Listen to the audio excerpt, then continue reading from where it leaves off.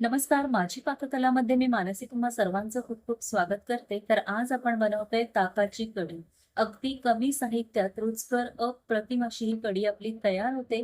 जर का तुमची कढी फुटत असेल तर हा व्हिडिओ आवर्जून पहा. कढी फुटू नये म्हणून काय करावे यासाठी व्हिडिओ शेवटपर्यंत नक्की बघा. अवघ्या 10 मिनिटात ही कढी आपली तयार होते.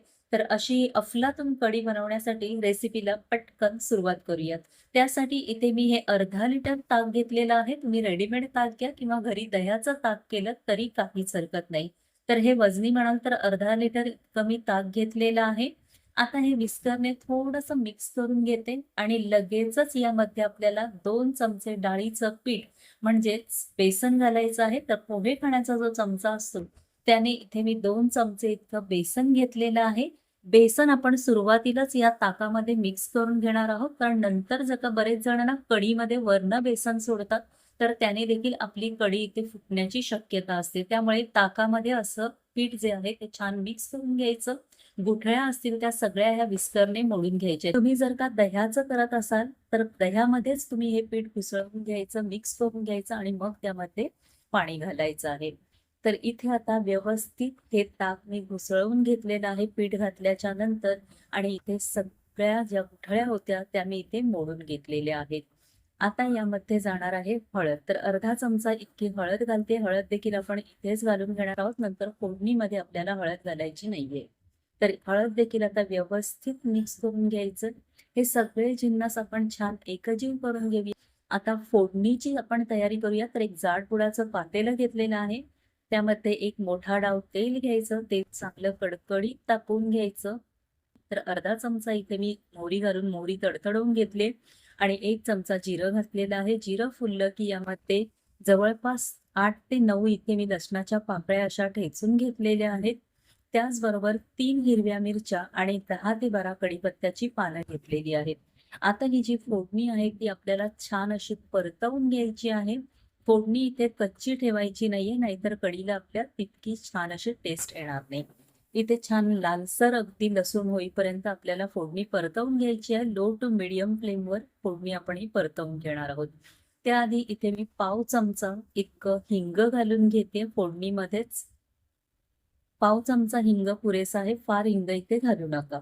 आता ते देखील इथे लसणासोबतच आपण परतवून घेणार आहोत. तर आता तुम्ही बघू शकता लसूण आपला छान लालसर झालाय. अवघ्या 2 मिनिटामध्ये इथे लसूण माझा लालसर झालेला आहे.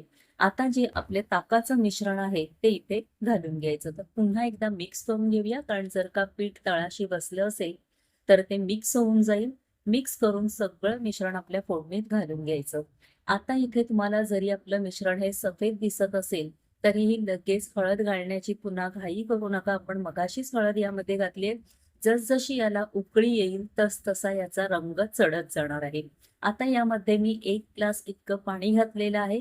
आपल्याला ही कढी फार पातळही करायची नाहीये किंवा अगदी दाटसरही करायची नाहीये. मीडियम कन्सिस्टन्सीची कढी आपण इथे तयार करणार आहोत. तर इतकी अफलातून ही कढी इथे तयार होते ना, आणि आता खूपच उकाडा सुरू आहे. तर उन्हाळ्यामध्ये ही कढी तुम्ही नक्की एकदा करून पहा.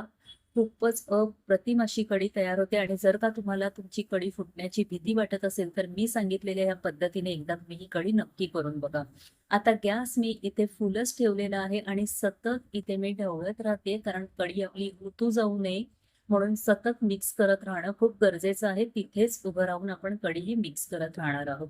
आता छान अशी उकळी आलेली आहे. गॅस इथे आता मी लो टू मीडियम फ्लेमवर ठेवून 5 मिनिटांसाठी ही कढी छान अशी शिजवून घेणार आहे. फक्त 5 मिनिटं आपल्याला ही छान अशी शिजवून घ्यायची आहे. अवघ्या ना 7 ते 10 मिनिटात आपली ही कढी इथे मस्त तयार होते आणि इथे आता मी जवळपास 5 मिनिटं छान अशी कढी उकळवून घेतलेली आहे. खूपच भारी चवीला झालेली आहे. मस्त गरमागरम भात आणि ही कढी अप्रतिम कॉम्बिनेशन लागतं. आता सगळ्यात शेवटी इथे तुमच्या एक गोष्ट लक्षात आली असेल, मी सुरुवातीपासून आतापर्यंत मीठ अजिबात वापरलेलं नाहीये. तर मीठ आपल्याला सगळ्यात शेवटी घालायचं आहे. इथे आता मी चवीनुसार मीठ घालते. याचं कारणही तेच आहे. जर का आपण सुरुवातीला मीठ घातलं तर आपली कढी इथे फुटण्याचे 100% चान्सेस आहेत. त्यामुळे कढीमध्ये मीठ ना हे नेहमी शेवटीच घालायचं, म्हणजे कढी आपली कधीच फुटत नाही. पुन्हा एक फक्त मी उकळी आणलेली आहे आणि आता इथे आपली ही कढी तयार आहे. खूपच भारी लागते ही कढी. आता सगळ्यात शेवटी इथे थोडीशी कोथिंबीर घालतेय मी आणि गॅस बंद करून घ्यायचा आणि मस्त अशी ही वाफाळती कढी आपली तयार आहे.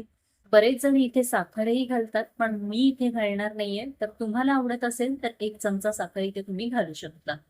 गॅस आता इथे मी बंद करून घेतलेला आहे. तुम्हाला एका बोलमध्ये सर्व्ह करून दाखवते आणि किती परफेक्ट कन्सिस्टन्सी इथे झालेली आहे बघा. अगदी छान मीडियम कन्सिस्टन्सी झाली ना, पातळ ना दाटसर झालेली आहे. हे रंग देखील अगदी छान आलेला आहे कढीला आपल्या. तर एकदा या उन्हाळ्यामध्ये ही कढी नक्की करून पहा. माझी खात्री आहे तुमची ही कढी कधीच फसणार नाही, फुटणार नाही आणि अशाच पद्धतीची कढी तुमची तयार होईल. तर रेसिपी आवडली असेल तर रेसिपीला प्लीज लाईक आणि शेअर जरूर करा. त्याचबरोबर चॅनलला जर का सबस्क्राईब केलं नसेल तर पटकन सबस्क्राईब करा, म्हणजेच अशा छान रेसिपीज तुम्हाला पाहायला मिळतील. तोपर्यंत टाटा, बाय बाय.